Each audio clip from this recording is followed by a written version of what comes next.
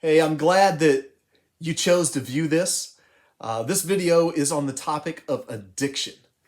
This is kind of near and dear to my heart for different reasons. I had the chance to work as an addictions counselor for about 15 years or so. And so there's just a tremendous amount of life experience, a lot of relationships with a lot of amazing people that come to mind whenever I get the chance to talk about addiction. And it's also special because our church family grew out of the work that I was doing in the field of addiction. I was working at an alcohol and drug abuse center and was developing different types of programs, educational treatment programs for people that were dealing with addiction, trying to help them break the cycle of those behaviors and those compulsions and find freedom. And as a Christian, what I knew is that underneath everything else we try, it's really the power of God at work in us that we need most to find freedom. And so I began what we just called at the time a spirituality group. Essentially, what it really was a Bible study. It was a chance for people to come in at no charge, just sit down in a room and just ask some questions. Because when you are going through addiction of any kind and you start to experience those consequences and things are flying out of control and you can't quite figure out how to hold everything together, when you start to free fall or you hit bottom, those are the times in life that we all start to ask the really important questions.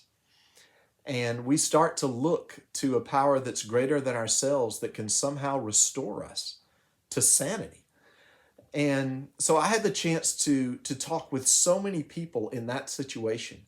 And from those conversations, from going to scripture and learning who God is, who he's created us to be, how we find forgiveness and freedom from our guilt and shame, how we find power to live in a new way, in a way that glorifies and honors him, in a way that we can lay our head down at night and not be filled with guilt and shame and regret, but instead we can be filled with peace and with hope for the future. Through all of those kind of conversations and experiences, a group of people who wanted to follow Jesus began to form, and they wanted to invite other people in their lives to follow Jesus along with us. And that was where the journey started. It grew out of that. So for just so many reasons, this is a special topic for me. I want to let's begin by going to the Bible. Let's look in Proverbs chapter 23, verse 29 through 35. So if you're viewing this, I hope maybe you can hit pause wherever you are and grab a Bible and grab your starting over book so that we can kind of follow along together. But let's look at what it says in Proverbs chapter 23. This is also on page 57 of your starting over book. It says, "Who has woe? Who has sorrow? Who has strife? Who has complaints? Who has needless bruises? Who has bloodshot eyes? Those who linger over wine, who go to sample bowls of mixed wine. Don't gaze at wine when it's red, when it sparkles in the cup, when it goes down smoothly. In the end, it bites like a snake, and it poisons like a viper. Your eyes will see strange sights, and your mind will imagine confusing things. You'll be like one sleeping on the high seas, lying on top of the rigging. And they hit me, you will say, but I'm not hurt. They beat me, but I don't feel it. When will I wake up so I can find another drink?" Now, this is a portrait of addiction that we find in Scripture. It's the portrait of someone who has lost control. They're chasing something that's killing them. And despite the damage that it's doing to them, they continue to pursue it with an unquenchable thirst. That, in a nutshell, is addiction. And one of the things that I want you to know and to understand from reading that passage is that God understands addiction. He lays out a portrait of it clear as day for us, thousands of years before you and I got here and before you began to experience some of what you may be experiencing if you are wrestling with an abuse or addiction. So know this, first and foremost, God understands. You can go to him with all of this. He knows what it is. He knows what you're experiencing, and he knows how to bring you out of it. Now, if we look in this book, if you're sitting here and you're thinking, man, well, I do some stuff I'm not supposed to. I probably do more of something than I'm supposed to, but I don't know that I really have a problem. Well, let's kind of look at that together. On the bottom of page 57 in your starting over book, pick up where we left off. It says people can be addicted to alcohol, drugs, sex, pornography, gambling, spending money. We can be addicted to all kinds of things. We can even be addicted to other people. Addictions are life-dominating habits. So let's look at some of what happens when we have an addiction. When you're addicted to something, you think about it a lot. You spend a great deal of time and money on that thing that you're dependent on. You sometimes neglect your responsibilities in life because of it. You start to rearrange your life and your schedule and what you commit to and don't commit to around this. Even though it's caused you problems, repeated problems, you continue to go back to it. You may have tried to control it, tried to stop it, tried to reduce it, but you haven't been successful over the long term. You find that over time, you just can't stay away. Now, if some of those things sound like you may very well be wrestling with an addiction.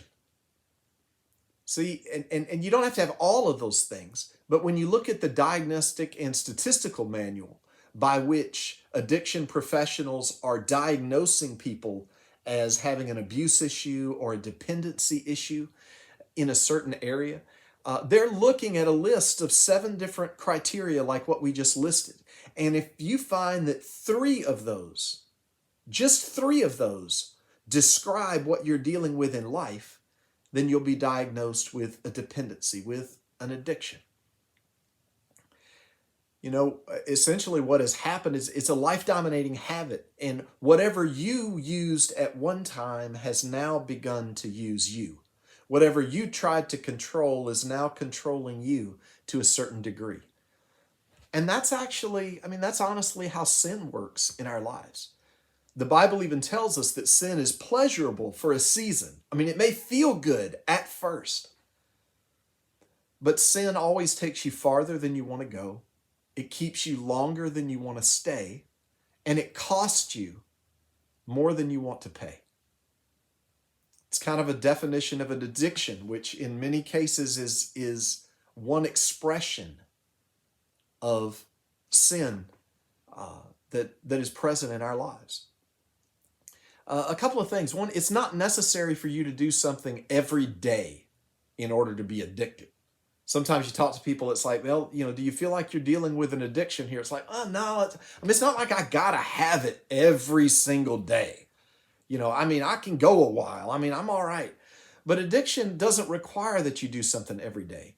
It could be simply that in certain situations, or when you have certain feelings, or when you are around certain people, this is always what you go back to doing. Your behavior becomes predictable. Yes, you can go through certain things and not use, but you can't seem to go through certain others and not engage in this behavior. You can be addicted and you can go for pretty good periods of time, stretches of time, without reverting to that behavior. It's kind of like the alcoholic that once said, I'm not an alcoholic. I've quit hundreds of times. Well, you may quit what you do for a while, but you can't seem to stay quit. That compulsion, that behavior, it keeps coming back. So just know and understand that. Listen, God understands addiction. God also desires for you to be free from that addiction, from that compulsion. His desire is not that you be under the control of something like that in your life. His desire is that you be led by Him rather than by your urges or feelings, your compulsions or habits or anything of that nature. Jesus said He came to set the captives free. And our captivity takes a lot of different forms. One of those forms is addiction. It's dependency. So God's desire is that you be led and controlled by His Spirit rather than by the urges of your flesh. See, and through faith in Jesus, He not only frees you from the penalty of your sin, but He also frees you from the power of sin over your daily life. So as we're talking about how do you deal with addiction, begin here.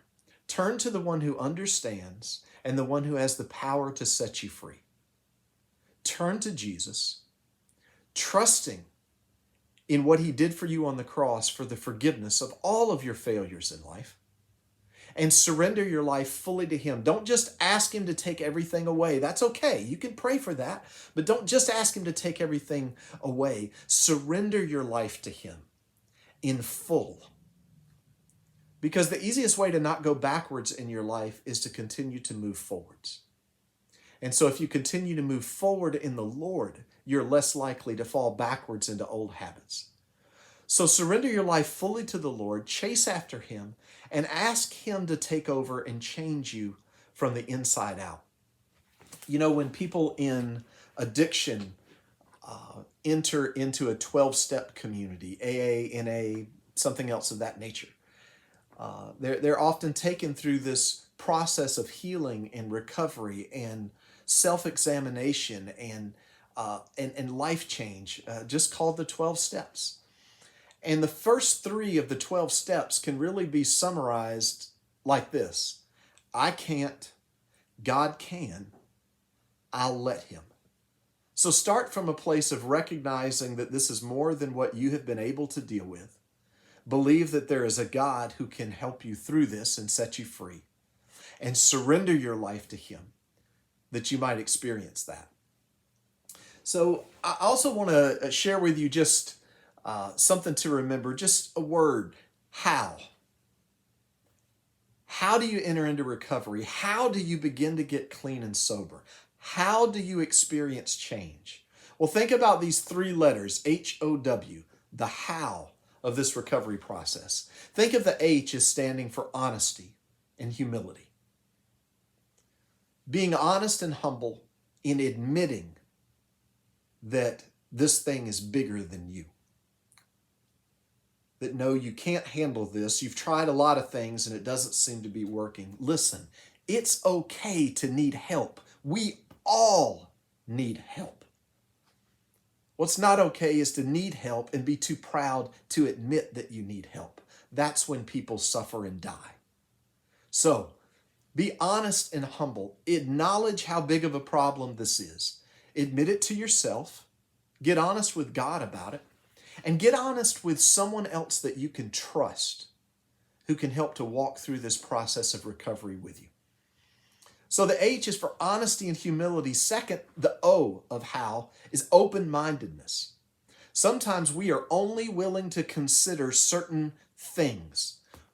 We aren't open to certain ideas. We've closed things off and we say, if I'm going to get better, it's within this box right here.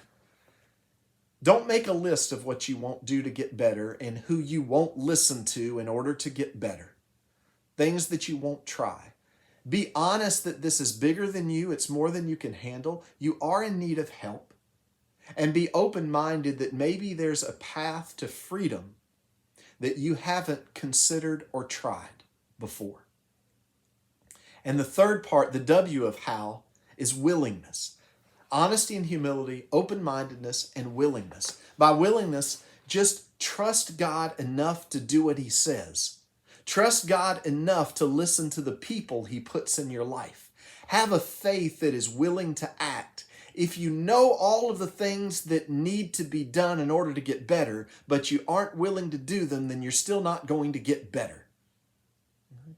Knowledge and application are the things that we need. So honesty and humility, open-mindedness, and willingness. There's a story in the Bible of a guy that wrestled with this. It's a story of a guy by the name of Naaman. Naaman was a proud individual. Naaman was an accomplished, successful person. He had the respect of a lot of people around him. He was entrusted with great responsibility. And I would imagine that given his position in life, he had never really run into anything that he couldn't handle until one day he got sick. He contracted a skin condition, most likely leprosy, and he wasn't able to heal it. He wasn't able to change it. And leprosy was something that not only affected you physically, it affected you emotionally, mentally, socially, because when you were a leper, other people kept their distance from you. They began to look down upon you. If you were in public in certain places and people walked by, you were actually supposed to say, go away, I'm unclean. It affected you. Just imagine how that would affect how you felt about yourself and the depression you might live with and the isolation from other people. It's painful and horrible in every aspect of life. Well, he contracted the skin condition. And for the first time, he probably ran into something that he couldn't handle. And it threatened the way that other people saw him and the way he thought about himself. So he wanted to get better. And someone suggested that he go to this prophet, to this man of God who could heal him. So he goes to this prophet expecting to be treated as a person of position and respect. But when he gets to this guy's house, the prophet just sends his servant outside. And the servant says, yeah, my master says, go and bathe in the Jordan River 7 times and you'll be cleansed. Naaman's like, what? We have water cleaner than that where I live. I'm not going to bathe myself in dirty water. That's beneath me. I'm not going to do that to try and get better. There's got to be a different way. He got angry and he turned around and he stomped off. But fortunately, he had someone with him who was willing to say, hey, hold up, wait a minute, think about what you're doing. If this guy had come out of the house and asked you to do some grand, respectable, instantaneously miraculous thing that required nothing from you, if he just waved his hand by and you were all better, wouldn't you have done that? Then listen, do this. Whatever you have to do, it's worth it to get better. See, I think Naaman's idea was that he wanted to get better, but he only wanted certain people to help him, and he wanted them to help him in a specific way. He wanted to control his recovery. And that's not the way it worked. Fortunately, he listened to this person with him and he humbled himself and he went and bathed in the Jordan River 7 times and he was in fact cleansed. He finally trusted the person God put there enough to do what they said, and he was cleansed and he was healed. And then everything changed. Listen, be open-minded to the instruction from God and the people that he puts in your life to help you find healing. Be open-minded and be willing. Humble yourself. That's where it's at. Don't try to control how you get better. Just humble yourself before the process.